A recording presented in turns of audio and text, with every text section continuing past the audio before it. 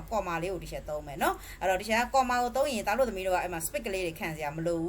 းတခြားတို့ကဒီကော်မာတစ်ခုနဲ့တစ်ခုကြားမှာသူ့ဟာနဲ့သူ Python ကဘာလေးတွေခံပေးတော့လဲဆိုတော့ spit ကလေးတွေခံပေးတော့တယ်အဲ့တော့တခြားဒီမှာကော်မာလေးကိုသုံးပြီပေါ့နော်အဲ့တော့ hello ကော်မာပြီးလို့ရှိရင် hello ရဲ့အနောက်မှာ name ကိုပေါ်စေရှင်တယ်ပြီးရင်ကော်မာ name ရဲ့အနောက်မှာ spit ကလေးချပြီးတော့ nice to meet you ကိုပေါ်စေရှင်တယ်တခြားတို့ဒီလိုမျိုးရေးတယ်အဲ့ဒါဆိုဒီဟာလေးကိုတခြားတို့ run လိုက်မယ်ဆိုရင်ဒီမှာ enter your name ခုနကလိုမျိုးပဲတခြားဘာကိုရိုက်ထည့်လိုက်တာလဲဆိုတော့လှလှကိုရိုက်ထည့်လိုက်တယ်ဒီမှာ HL လား HL လားလှလှကိုရိုက်ထည့်လိုက်တယ်အဲ့တော့ enter ခောက်လိုက်တဲ့အချိန်မှာသားတို့သမီးတို့ဒီမှာ comma လေးတွေသုံးလိုက်တာဖြစ်တဲ့အတွက် hello comma နေရာမှာ spit ကလေးပေါ်လာတယ်ပြီးလို့ရှိရင် name ကိုထုတ်ပြတယ် comma နေရာမှာ spit ကလေးပေါ်လာတယ်ပြီးလို့ရှိရင်အနောက်မှာတခြားတို့ရေးထားတယ် nice to meet you ဆိုတာပေါ်လာတယ်အဲ့တော့တသားကြိုက်တာကိုသုံးလို့ရတယ်ဒါပေမဲ့ comma ကိုသုံးလို့ရှိရင်တော့တခြားတို့ spit တွေခံနေစရာမလိုဘူးဒါပေမဲ့တကယ်လို့ plus ကိုသုံးမယ်တခြားတို့ကနော်ဒီတစ်ခုနဲ့တစ်ခုရှိတ်ဆက်ဖို့အတွက်ရှိတ်ဆက်ဖို့အတွက် string ချင်းကိုရှိတ်ဆက်ဖို့အတွက် plus ကိုသုံးမယ်ဆိုရင်တော့တခြားတို့က hello နဲ့ name ကြားမှာတခြားတို့ကကပ်ပြီးတော့မပေါ်နေစေဘူးဆိုရင်တခြားတို့ကဒီမှာ spit ကလေးတခြားပုတ်ပေးမယ်အဲ့လိုပဲနာမည်နဲ့ nice to meet you ကြားမှာ comma မသုံးချင်ဘူးဆိုရင်တခြားတို့ spit ကလေးတခြားကိုပုတ်ပေးမယ်အဲ့တော့ plus သုံးတာနဲ့ comma သုံးတာနဲ့နည်းနည်းကော်မယ်ပေါ့နော်အဲ့တော့တခြားတို့ကဒီမှာခုနလိုမျိုးပဲ enter your name ဒါဆိုရင်တခြားတို့ကဒီမှာလှလှလို့တခြားရိုက်ထည့်လိုက်တဲ့အချိန်မှာဘာပေါ်လာလဲဆိုတော့ hello spin nice to meet you ဆိုတော့ပေါ်လာတယ်တကယ်လို့သားတို့သမီးတို့ကဒီနေရာမှာ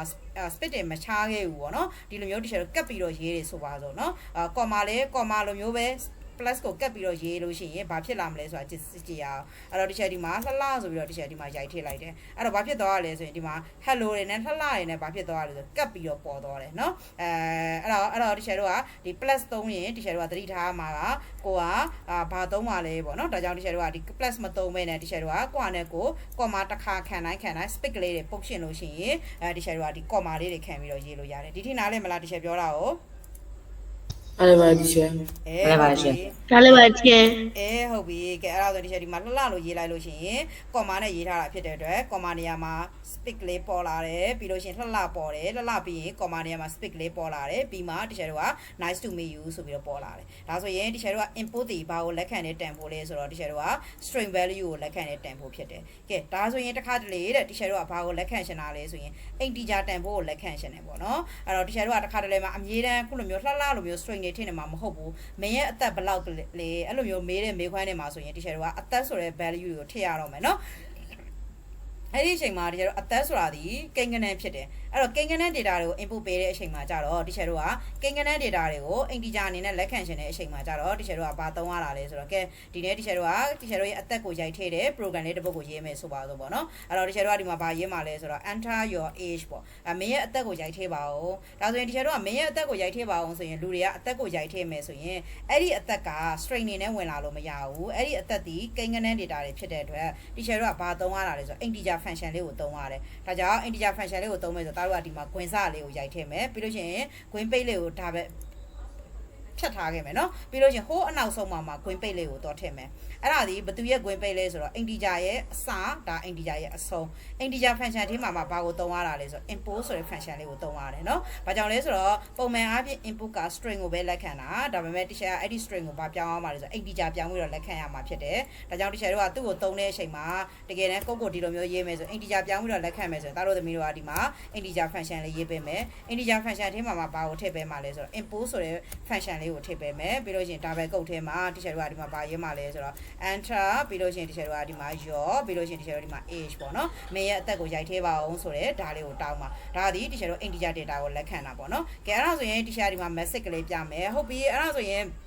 ်မင်းရဲ့အသက်ကိုရိုက်ထည့်ပါအောင်ဆိုရင်တချို့တို့ကအဲ့မှာ print လေးထုတ်ပြမှာပေါ့နော်အဲ့တော့တချို့တို့ကဒီလိုမျိုးလေးထုတ်ပြချင်တယ်မင်းအသက်ကတော့ဘာဖြစ်တယ် your age is အဲ့လိုမျိုးလေးတချို့ပေါ်ချင်တာပေါ့နော်တချို့တို့ဒီမှာဒါကြောင့်တချို့ပေါ်ချင်တဲ့ message လေးကိုကြတော့တချို့ double quote လေးမှာရေးလိုက်တယ် your is ပြီးလို့ရှိရင် is ပေါ့နော်ပြီးလို့ရှိရင်တချို့တို့ကဒီကိုသူ့ကိုဘာလုပ်ချင်တာလဲဆိုတော့မင်းအသက်ကဘယ်လောက်ဖြစ်တယ်ပေါ့နော်အဲ့တော့တချို့ကဒီမှာ your is ဆိုပြီးတော့တချို့ဒီမှာ comma လေးနဲ့ရေးမယ်ဒီချိန်တော့နော်အဲ့တော့တချို့ comma လေးနဲ့ရေးတယ် comma လေးနဲ့ရေးပြီးတော့တချို့ရဲ့အသက်ဆိုတဲ့ variable ကိုတချို့ a ဆိုတဲ့ variable လေးဒီမှာတင်ထားတယ်ဆိုပါဆိုပေါ့နော်အဲ့တော့တခြားဒီမှာဘာကိုထုတ်ပြမှာလဲဆိုတော့အဲ့ဒီ a ဆိုတဲ့ variable လေးကိုတခြား output ထုတ်ပြမယ်နော်အခုဒီမှာတခြားသုံးတဲ့ဟာဒီမှာ string ဖြစ်တယ်ဒီကောင်လေးက integer ပေါ့နော်အဲ့တော့ string နဲ့ integer အမျိုးအစားမတူတဲ့အချိန်မှာကြတော့တခြားတို့ကဘာကိုသုံးတာလဲဆိုတော့ plus ဆိုတဲ့ value လေးကိုတခြားသုံးတယ်ကဲဒါဆိုရင်တခြားဒီမှာ run လိုက်တယ်ပေါ့နော်အဲ့တော့မင်းရဲ့အသက်ကဘယ်လောက်လဲတခြား7လို့ရိုက်ထည့်လိုက်တဲ့အချိန်မှာ your a is 12ဆိုပြီးတော့ထွက်လာတာပေါ့နော်အဲ့တော့ comma လေးခံလိုက်တာဖြစ်တဲ့အတွက် comma ဒီ space ကိုကိုစားပြုသွားတာဖြစ်တဲ့အတွက် your a is space 12ဆိုပြီးတော့ထွက်လာတာ ပေါ့နော်ကဲဟုတ်ပြီအဲ့ဒါဆိုရင်တ teacher တို့ကဒီတန်ဖိုးလေးကဘာပြောင်းတာလဲဆို integer ပြောင်းတာကဲပြီးလို့ရှိရင်ဒီအပေါ်မှာ teacher တို့ရဲ့ grading ပေါ့နော် teacher တို့ကမိတ်ဆက်စကားလေးပေါ့အင်္ဂလိပ်စာလိုမျိုးပေါ့နော်လူတယောက်တွေ့ပြီဆိုရင်မင်းနာမည်ဘာလဲအဲ့လိုမျိုးမေးတယ်လို့ပဲပေါ့နော် teacher program ကိုမေးခိုင်းမယ်အဲ့တော့နောက်တစ်ခုမေးခိုင်းမယ်မင်းနာမည်ဘာလဲလို့မေးခိုင်းမယ်အဲ့တော့ teacher တို့ကမင်းနာမည်ဘာလဲဆိုရင်နာမည်ကိုရိုက်ထည့်ရမှာဖြစ်တယ်နာမည်ဒီ string ဖြစ်တယ် string ဖြစ်တဲ့အတွက် teacher တို့ကခုနကလိုမျိုး integer ပြောင်းစရာမလိုဘူးနာမည်ကိုရိုက်ထည့်ဖို့အတွက် teacher တို့က input function လေးတစ်ခုကိုထပ်ယူတယ်ပြီးလို့ရှိရင် teacher တို့ကဒီမှာပေါ့နော်အဲ့တော့ teacher ဒီမှာရိုက်ထည့်လိုက်ပြီအဲ့တော့ ent က enter ပြီးလို့ရှိရင် yo you are your ပြီးလို့ရှိရင် teacher တို့ဒီမှာ name name ပေါ့နော် enter your name ဆိုတော့ teacher ဒီမှာရိုက်ထည့်လိုက်တယ်အဲ့တော့ teacher ရိုက်ထည့်လိုက်တဲ့ဟာဒီ string ကိုလက်ခံတာပေါ့နော်အဲ့တော့အဲ့ဒီ string ကိုလက်ခံတဲ့တန်ဖိုးလေးကို teacher တို့က variable လေးထဲမှာတင်ထားမယ်တင်ထားမှ teacher တို့ကပြန်သုံးလို့ရမှာပေါ့နော်အဲ့တော့ teacher တို့ကနာမည်ကိုရိုက်ထည့်လိုက်တဲ့ဟာကို teacher variable name ထဲမှာတင်ထားတယ်အဲ့ဒါလေးကို output ထုတ်ပြမယ်အဲ့တော့အဲ့ဒါလေးကိုရိုက်ထည့်ပြီးတော့ teacher output ထုတ်ပြမယ်မင်းနာမည်ကဘာပေါ့နော်အဲ့တော့ teacher ဒီမှာ plain ဆိုတဲ့ function လေးကိုသုံးလိုက်တယ်your name အဲ့တော့ you are your name name ပေါ့နော်မင်းနာမည်ကတော့ဘာဖြစ်တယ်အဲ့တော့ teacher ဒီမှာ comma လေးခံမယ်မင်းနာမည်ကတော့ဘာဖြစ်တယ်ဆိုတော့ဒီမှာ teacher က name ကိုသုံးမယ်အဲ့တော့ teacher တို့ကပုံမှန် string တွေကိုလက်ခံနေဆိုရင်တော့ integer function တွေသုံးစရာမလိုဘူးဒါတို့ကကိန်းဂဏန်းကိုလက်ခံနေဆိုရင် integer function တွေသုံးပေးရမယ်ကဲအဲ့တော့ဆိုရင်မင်းရဲ့အရန်မြင့်ဘယ်လောက်ရှိလဲဆိုတာရိုက်ထည့်ပါအောင်လို့ teacher ပြောမယ်ပေါ့နော်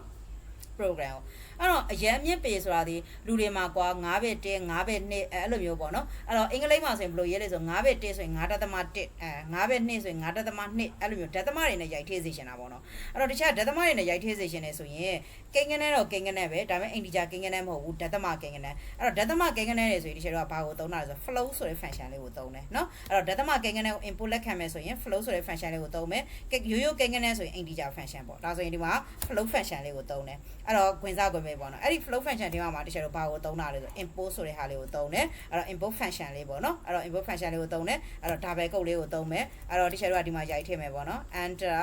you are your အဲ့တော့ you are your ပြီးလို့ရှိရင်တခြားတော့ hei ghd hi ပေါ့နော်hei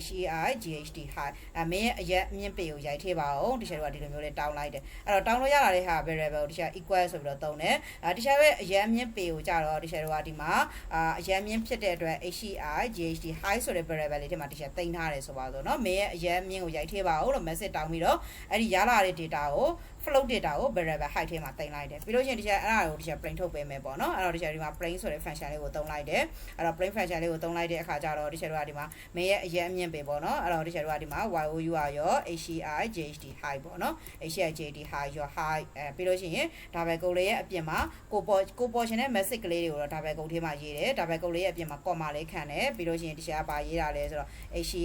ghd height ဆိုပြီးတော့ဒီ teacher တို့ရိုက်ထည့်လိုက်တဲ့ဟာကို output ထုတ်ပြတယ်ပေါ့เนาะအဲ့တော့ဒီမှာဆိုလို့ရှိရင် teacher တို့ကရိုးရိုး string ကိုပဲ input ပေးလို့ရှိရင် the input function လေးကိုပဲသုံးတယ် teacher တို့ကကိန်းဂဏန်းကို input ပေးတဲ့အချိန်မှာကျတော့ integer function ကိုခံသုံးရတယ်ဒသမကို input ပေးခြင်းတဲ့အချိန်မှာကျတော့ teacher တို့က float function ထဲမှာ teacher တို့ input ကိုသုံးပြီးတော့ဒသမကိုလက်ခံတယ်ပေါ့เนาะကဲအဲ့ဒါဆိုရင် teacher ဒီ program လေးကို run လိုက်မယ် run လိုက်တော့ teacher တို့ရေးထားသလိုပဲ enter your name ဆိုပြီးတော့ပေါ်လာတယ်အဲ့တော့ teacher ဒီမှာ aa ဆိုပြီးတော့ရိုက်လိုက်တယ်ဆိုပါတော့เนาะ aa ဆိုရင် teacher ရိုက်ထည့်တဲ့ aa က name ဆိုတဲ့ variable ကိုရောက်သွားမယ်အဲ့တော့ enter ခောက်လိုက်လို့ရှိရင် teacher တို့ဒီမှာ code ရေးထားတဲ့အတိုင်း your name ဆိုပြီးတော့ teacher ရိုက်ထည့်တဲ့နာမည်ပေါ်လာမယ်အဲ့တော့ဒီမှာကြည့် your name aa ဆိုပြီးတော့ပေါ်လာတယ်เนาะပြီးလို့ရှိရင်ကိုကနောက်တစ်ကြောင်းကိုဆင်းသွားတယ်နောက်တစ်ကြောင်းကိုဆင်းသွားပြီးတော့ဘာပေါ်လာလဲဆိုတော့ enter your a ဆိုပြီးတော့ပေါ်လာတယ်เนาะဒီကုတ်ကအလုပ်လုပ်သွားတာပေါ့enter your a ဆိုလို့ရှိရင် teacher က73လို့ teacher ရိုက်ထည့်လိုက်တယ်အဲ့တော့ enter လေးခောက်လိုက်တယ်အဲ့တော့ teacher ရိုက်ထည့်လိုက်တဲ့73ကဘယ်တော့ရောက်သွား a ရှေ့ကိုရောက်သွားတာပေါ့เนาะ a ရှေ့ကိုရောက်သွားတာဘာထုတ်ပြလဲဆိုတော့ your a is ဆိုပြီးတော့အဲ့ဒီ73ဆိုတဲ့ဟာလေးကိုထုတ်ပြတယ်ပြီးလို့ရှိရင် program ကနောက်တစ်ကြောင်းကိုဆင်းတယ်နောက်တစ်ကြောင်းကိုဆင်းပြီးတော့ enter your height မင်းရဲ့အရက်အမြင့်ပေကိုရိုက်ထည့်ပါအောင်ဒါဆိုရင် teacher 5.5လို့ရိုက်ထည့်လိုက်တယ်ဆိုပါတော့အဲ့တော့ enter လေးခောက်လိုက်တယ် enter လေးခောက်လိုက်တဲ့အချိန်မှာ process ကဘာလုပ်ပေးလဲဆိုတော့ teacher output ထုတ်ပေးထားတာဖြစ်တဲ့အတွက် your height 5.5 ဆိုပြီးတော့ထွက်လာတယ်ဒီထိနားလဲမလား teacher ပြောတာကို နားလိုက်ပါဒီဆရာ နားလဲမယ်နော်စီသူရောနားလဲလားသား နားလဲပါချေ ကဲအဲ့ဒါဆိုရင် teacher ဒီ program လေးကို teacher grading program လို့ခေါ်မှာပေါ့ကိုကိုမိတ်ဆက်တဲ့ program လေးပေါ့နော်အဲ့တော့အဲ့ဒီ grading program လေးကို teacher